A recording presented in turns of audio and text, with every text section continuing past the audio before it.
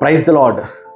ప్రభు అయిన యేసుక్రీస్తు వారికి జన్మనిచ్చినటువంటి మరియమ్మ గారి గురించి మనం చూస్తే కనుక ప్రాముఖ్యమైనటువంటి అంశాలు మనకు గుర్తు వస్తాయి. అయితే ఇక్కడ యేసుక్రీస్తు వారికి జన్మనిచ్చిన తరువాత మరియ గారు కన్యకగానే ఉన్నారా లేదా పిల్లలను కన్నారా అనేది బైబిల్ని ఆధారం చేసుకుని మనం మాట్లాడుకుందాం. అయితే మత్తయి సువార్త 1వ అధ్యాయము 18వ వచనం ఒకసారి చదివితే గనక, యేసుక్రీస్తు జనన విధి ఎట్లనగా, ఆయన తల్లి అయిన మరియ యోసేపునకు ప్రదానము చేయబడిన తరువాత వారేకము కాకమునుపు, అక్కడేమని రాయబడుతుంది చూడండి, వారేకము కాకమునుపు ఆమె పరిశుద్ధాత్మ వలన గర్భవతిగా ఉండేను. అంటే ఇక్కడ వారు ఏకము కాకమునుపు అంటే తరువాత ఏకమైనట్టే కదా దీని అర్థం.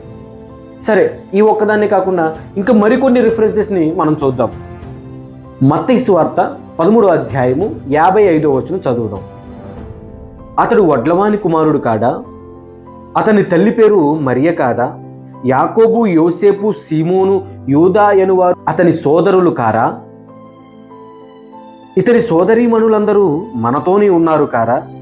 ఇతనికి ఈ కార్యములని ఎక్కడి నుంచి వచ్చినని చెప్పుకొని ఆయన విషయమై అభ్యంతరపడిరి.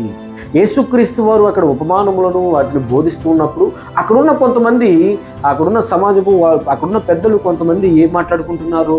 యేసుక్రీస్తు వారి గురించి మాట్లాడుకుంటున్నారు. ఇదంతా అంటే ఇక్కడ ఎవరిని అడ్రస్ చేస్తున్నారు? ఇక్కడ మరియ గారిని, ఆ మరియ గారి యొక్క యేసుక్రీస్తు వారి యొక్క సోదరులను అడ్రస్ చేస్తూ ఇక్కడ మాట్లాడుతున్నారు. అంటే దీని అర్థం ఏమిటి? ఇక్కడ మరియ గారికి యేసుక్రీస్తు వారి జననము తరువాత యోసేపుతో ఏకమయ్యి పిల్లలను కన్నట్టు మనకి ఇక్కడ మత్తయి సువార్తలో చాలా క్లుప్తంగా రాయబడుతూ ఉంది. సరే, మత్తయి సువార్త కూడా కాదు, మార్కు సువార్త 6వ అధ్యాయంలో కూడా ఒకసారి చూద్దాం. 3వ వచనంలో, ఇతడు మరియ కుమారుడు కాడా? ఇతడు యాకోబు, యోసే, యూదా, సీమోను అని వారి సహోదరుడు వడ్లవాడు కాడా? ఇతని సోదరిమణులందరూ మనతోనే ఉన్నారు కారా అని చెప్పుకొనుచు ఆయన విషయమే అభ్యంతరపడిరి. అంటే ఇక్కడ మనం గమనించవచ్చు, మరియ గారు తరువాత యోసేపు గారితో పిల్లలను కన్నారు. యేసుక్రీస్తు వారికి సోదరులు, సోదరిమణులు ఉన్నారు అని ఇద్దరు గ్రంథకర్తలు మనకు తెలియచేస్తున్నారు.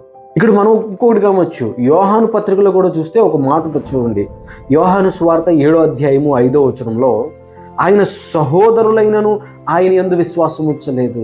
అంటే యేసుక్రీస్తు వారి యొక్క తమ్ముళ్ళు వీళ్ళెవ్వరు కూడా యేసుక్రీస్తు వారి మీద విశ్వాసం ఉంచలేదంట. ఆయన సిలువలో మరణించి తిరిగి పునరుద్ధానుడిగా లేచిన తర్వాత వారు ఆయనని విశ్వసించడం అనేది మనం చాలా క్లుప్తంగా చూడొచ్చు. తర్వాత ఈ అంశం గురించి అపోస్తులైన పౌలు గారు కూడా మనకు చెబుతున్నారు. చూద్దాం. అపోస్తుల కార్యములు 1వ అధ్యాయము 14వ వచనంలో, వీరితో కూడా కొందరి స్త్రీలను, యేసు తల్లి అయిన మరియయు ఆయన సహోదరులను ఏక మనసుతో ఎడతెగక ప్రార్థన చేయుచుండ్రి అని అక్కడ రాయబడి ఉంది.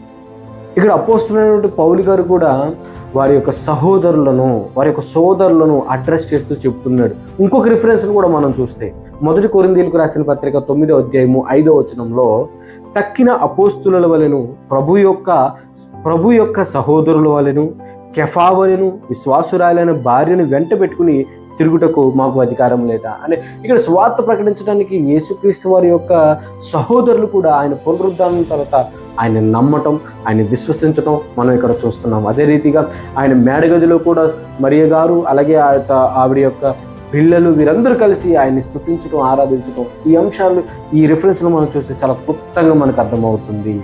వీటిని బట్టి ఏం ఆధారం చేసుకోవాలి మనం? మరియ గారికి తరువాత పిల్లలు పుట్టారు. ఈ రిఫరెన్సెస్ని చూస్తే మనకు చాలా క్లారిటీగా అర్థమవుతుంది. అయితే కొంతమంది ఈ రిఫరెన్సెస్ని వారు అంగీకరించరు. ఎందుకంటే ఆవిడ కూడా యేసుక్రీస్తు వారిని కనిన తర్వాత కన్యగానే ఉండిపోయింది అని, ఇంకా ఆవిడకు పిల్లలు పుట్టలేదు అని చాలామంది వాదన. యేసుక్రీస్తు వారు అంత గొప్పవారైతే ఆవిడ్ని కన్న తల్లి ఇంకెంత గొప్పవారో అని చాలామంది యేసుక్రీస్తు వారికి ప్రార్థన చేయకుండా మరియ గారికి ప్రార్థన చేస్తారు. మరియ గారికి ప్రార్థన చేస్తే మరియమ్మ గారేమో కుమారునికి ఆ ప్రార్థనలు చేరవేస్తారని వారి యొక్క నమ్మకం. ఇవన్నీ కాస్త అన్యాచారాలుగా మారిపోతున్నాయి ఈనాడు. ఆ తర్వాత కొంతమంది మరియమ్మ గారి విగ్రహం రావటం, ఆవిడ యొక్క చేతిలో ఒక చిన్న బాలుడు ఉండటం, ఇలాగ ప్రతి మందిరాల్లో విగ్రహాలను ఏర్పాటు చేయటం, ఈ విధంగా మరియమ్మ గారి యొక్క ఆరాధన ఈనాడు అనేక ప్రదేశాల్లో అనేక మంది విశ్వాసంలో చాలా ఎక్కువైపోయింది. ఈ ఆరాధనను, ఈ ప్రార్థనను దేవుడు ఎట్టి పరిస్థితుల్లో అంగీకరించడు. ఎందుకంటే తండ్రి వద్దకు మనం వెళ్ళాలంటే కుమారుని ద్వారా మాత్రమే మనం చేరగలం. మరి కుమారుని దగ్గరికి వెళ్ళాలంటే ముందు మరియమ్మ గారిని చేరాలనేది వారి యొక్క వాదన. కానీ మన యొక్క వాదన ఏమిటంటే, మనము క్రీస్తు వలె బ్రతికితే, క్రీస్తు మాటలకు లోబడితే చాలు, పరిశుద్ధాత్మ యొక్క ఆధీనంలో మనం ఉంటే మన ప్రార్థనలు క్రీస్తు వారికి చేర్చబడతాయి. క్రీస్తు ద్వారా మనము తండ్రి వద్దకు చేర్చబడతాము.